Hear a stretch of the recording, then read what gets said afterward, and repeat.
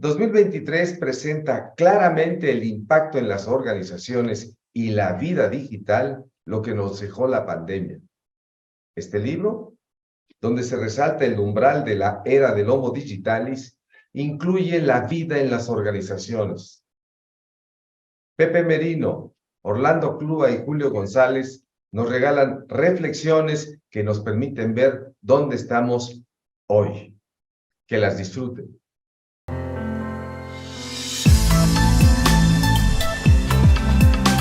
Mi alegoría, mi analogía no tiene que ver con el mundo de la naturaleza, tiene que ver con la mitología. Y creo que podemos recurrir para hablar de la vida en las organizaciones, por lo menos en mi perspectiva, a dos mitos griegos, porque la mitología siempre es sabia por la posibilidad de interpretaciones que cada uno le demos. Y quisiera hablar en primer lugar del mito de Sísifo, un mito por demás conocido, este personaje que Homero nunca nos dice cuál es la causa del castigo de los dioses, es condenado a subir una enorme piedra en una montaña, misma que casi al llegar regresa nuevamente a la falda de la montaña, a la falda de la colina, y Sísifo hace este trabajo, así se le conoce también, el trabajo de Sísifo, una y otra vez, un trabajo repetitivo, un castigo de los dioses. Los tormentos del infierno, no es mitología griega, pero también serán castigos repetitivos al infinito. Y al infinito también era el castigo que tenía que sufrir Prometeo, si ustedes lo recuerdan, este titán, por haber robado a los dioses el fuego, algo interesante, a los dioses el fuego para dárselo a los hombres, y Zeus, enojado, molesto por esto, lo encadena en el Cáucaso y una águila muerde el hígado, destroza el hígado de Prometeo todos los días, pero como es un titán y nunca morirá, es inmortal, el hígado se recupera al día en la noche para nuevamente ser castigado. Me llama la atención lo repetitivo que enuncia el mito del castigo tanto de Sísifo como de Prometeo. Y tengo la impresión que el reto en las organizaciones está justamente en lograr este desgaste repetitivo de la tarea que pierde sentido, porque difícilmente una tarea que se repite y repite como el que obedece una orden o como el que asume un castigo, terminará permitiéndole a alguien ser creativo. Es difícil y sobre todo tener un propósito. Así que me parece que esta es una característica, por desgracia, de muchas de las organizaciones y también es un desafío que nos presenta, pues, para todos los que deseamos colaborar con generar una vida donde, pues, las posibilidades sean diferentes. Creo que todos los que estamos aquí asumimos ese compromiso. No son tiempos forzosamente para estar optimistas, tampoco hay que ser pesimistas, pero el pensamiento de un filósofo alemán de origen coreano me parece que es muy sugerente para tomar conciencia del reto. En su libro Byung-Chul Han, La sociedad del cansancio, sugiere que, por desgracia, este castigo de los dioses, de la repetición, es exagerado en nuestras condiciones actuales por la exigencia de cada uno de nosotros. Hemos pasado, dice el filósofo, del deber ser al poder lograrlo. Y en esta exigencia personal nos volvemos un poco el águila que lastima el hígado de Prometeo y Prometeo castigado, nos volvemos el acusador y el acusado. Pero el filósofo Chul Han sugiere en su último libro una propuesta que creo que es por demás interesante para reflexionarla, para considerarla y poderla tener como una posibilidad real. Habla él de valorar la vida contemplativa, valorar la inactividad. Y creo que es una sugerencia por demás interesante en un mundo lleno de actividad, donde nos hacen falta los vínculos justamente por la vida digital. Y el filósofo sugiere la idea de buscar un tiempo libre justamente para la contemplación, para la creación, para esto que hablabas, Luis, de como si fuera el renacimiento, descubrirnos, porque no hay una esencia humana, hay una existencia que tenemos que crear y tenemos que crear con propósito, y esa es una posibilidad que nos dan las organizaciones también.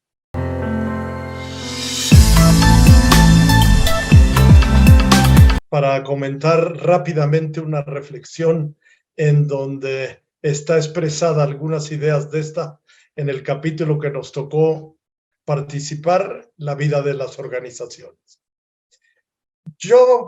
Para mí ha sido muy importante en los últimos tiempos pensar un poco en este concepto del liderazgo con propósito, que me parece que es un tema fundamental en el momento donde estamos viviendo.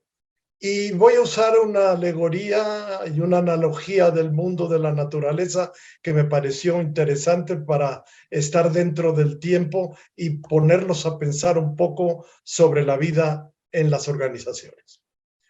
Cuando estaba revisando, como siempre hago, sobre el mundo y la naturaleza, me encontré un fenómeno que me pareció muy interesante, el cardumen. Y el cardumen son un grupo de peces que nadan juntos de diferentes especies y que se juntan en un grupo que usualmente anda entre 2 y 3 decenas de peces de diferentes especies. ¿Por qué se juntan este grupo de peces? Primera cosa, porque saben que cuando se unen hacen un esquema donde se ven más fuerte, se ven mucho más amplios y es una manera de defenderse frente a los depredadores que existen en el mar. Y este concepto me pareció importante para fundamentarlo en la vida de las organizaciones. Yo creo que necesitamos empezar a ser como cardumen.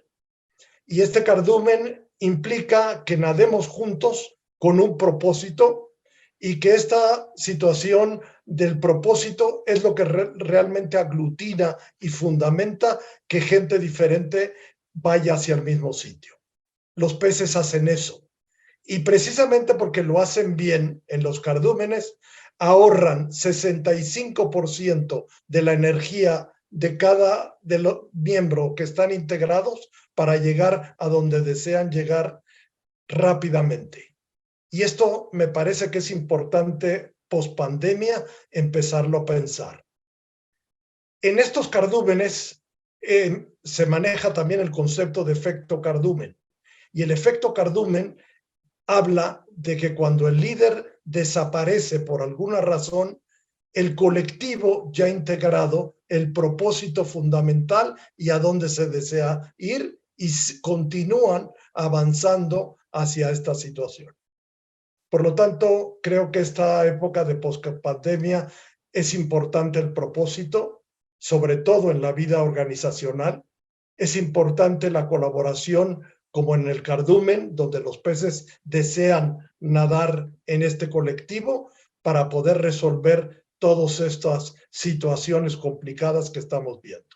Quisiera terminar, para estar dentro del tiempo, con una frase de Leonardo da Vinci que me gustó siempre en las biografías que he leído en este gran hombre de la humanidad.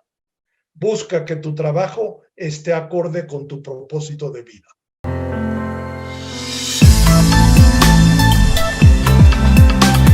Buenas noches a todos. Es un placer poder participar a este evento, aún haciéndolo en manera grabada. Yo no podía perder la oportunidad de saludar a los compañeros del panel y aportar un pensamiento sobre el trabajo que realizamos bajo la guía y la inspiración de Luis Fernando. Luis Fernando nos envió un gran estímulo. Los temas que nos estaba proponiendo eran sí organizacionales, pero también tocaban a cada uno de nosotros que estábamos en medio también del problema, como todos ustedes. Ver la obra hoy, que oficialmente se dice que la pandemia ha terminado, es como leer un testigo de un momento que cambió la historia con la H mayúscula, pero también cambió la historia individual e íntima de las personas que revolucionaron su vida cotidiana y buscaron también nuevos significados para poder vivir sus vidas. Creo que los temas que están dentro de este libro son fuertes y significativos.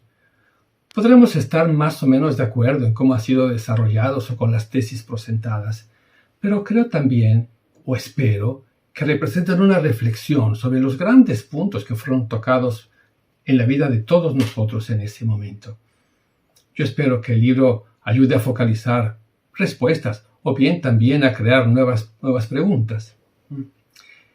En particular, yo fui invitado para reflexionar sobre el impacto de la pandemia en la vida de las organizaciones. Un poco la tesis que yo llevaba adelante era que el trabajo había cambiado, que las prioridades habían cambiado, pero que también las personas habían cambiado. Y esto un poco lo hemos verificado ahora que las personas regresaron a las compañías o están regresando cada vez más físicamente a la compañía. La cosa que encontramos es que las personas regresan con una mayor conciencia de lo que es la propia agenda personal y sobre todo de sus necesidades específicas.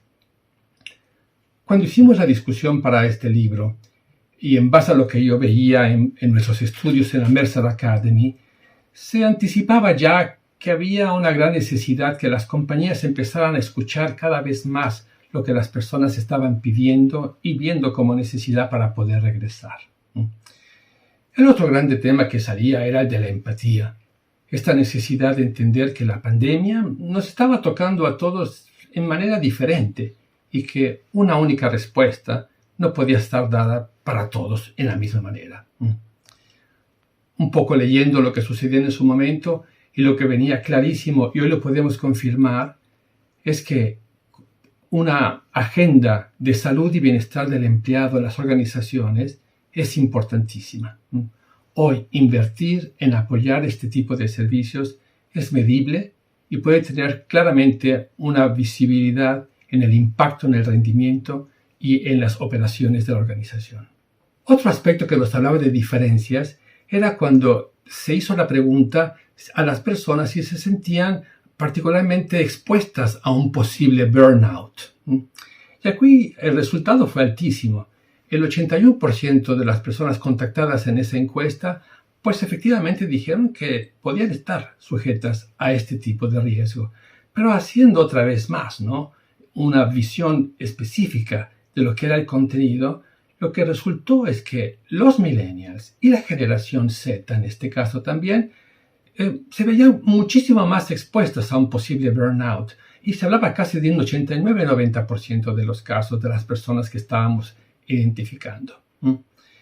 Esto era bastante diferente de lo que nos estaban explicando lo que eran los baby boomers y la generación X, que si bien se consideraban expuestos a tener un tema de burnout, lo veían como una cosa posiblemente menos factible.